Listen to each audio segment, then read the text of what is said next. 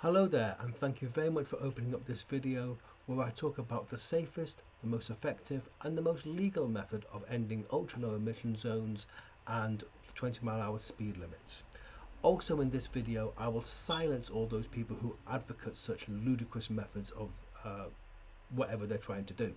Okay, I can't see any benefit of ultra low emission zones. But first of all, I'm going to give you the safest, the most legal, and by far the most effective method of stopping them. Protest marches are one thing, that's great. I don't advocate cutting down cameras because that could potentially land you in jail. I'm talking about a very, very easy legal method, and that is simply to vote out the politicians who are advocating this. I'm shooting this video in mid-February 2024. On May the 2nd, there are council elections and mayoral elections up and down the UK. Now, what I'm asking you to do is to vote out the politicians who are advocating these things. Now, the way to do this is very simple. If you look below, you've got a link to the government website where you can register to vote. As a matter of urgency, please make sure that you are registered to vote. Secondly, in the UK, it is now law that you must have photographic ID in order to vote. If you look below, I've put a link there where you can get free government ID in order to vote in case you don't have a driving license or a passport. And I think photographic ID is important.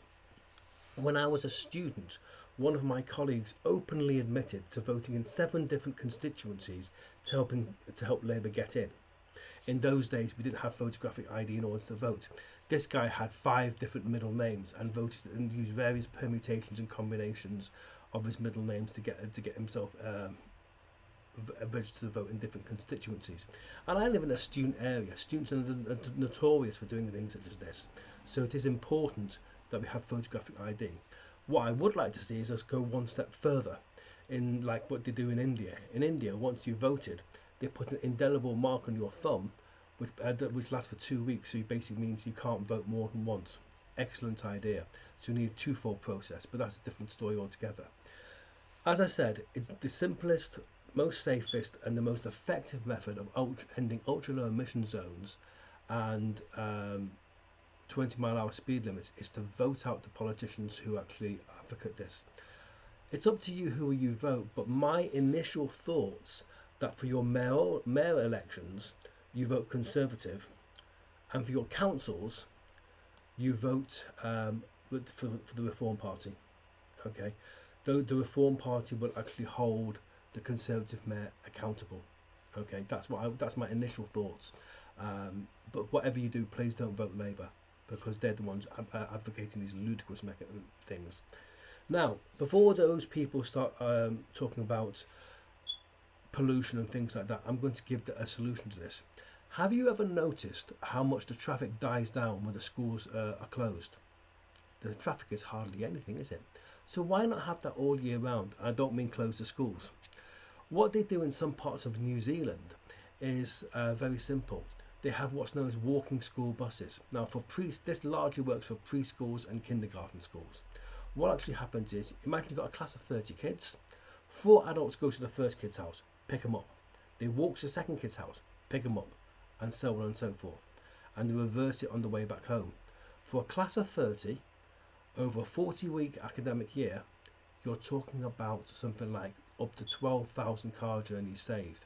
So imagine this: less traffic, less congestion, less pollution, the kids get stronger, fitter, healthier, the parents save money, enhance community relations. What's not to like?